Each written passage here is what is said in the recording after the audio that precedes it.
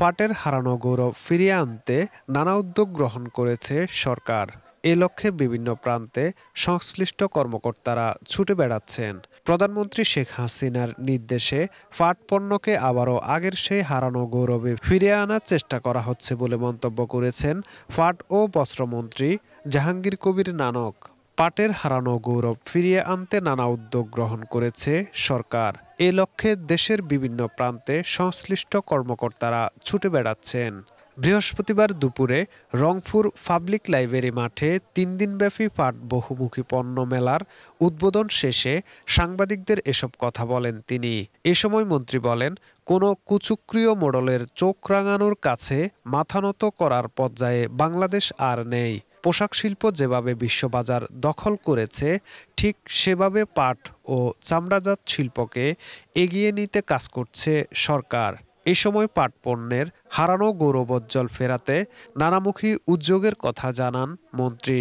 পরে মন্ত্রী রংপুর শিল্পকলা অডিটোরিয়ামে জেলা প্রশাসনের সহযোগিতায় ও পাট অধিদপ্তর জেডিপিসি, বস্ত্র ও পাট মন্ত্রণালয়ের আয়োজনে মত বিনিময় সভায় প্রধান অতিথি হিসেবে যোগ দেন। বস্ত্র ও পাট মন্ত্রণালয়ের আয়োজনে মত বিনিময় সভায় প্রধান অতিথি হিসেবে যোগ দেন।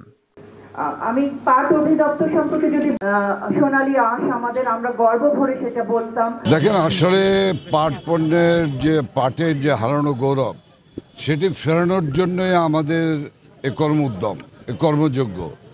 আমরা প্রাণান্তর ছুটে বেড়াচ্ছি। আমরা আশা করি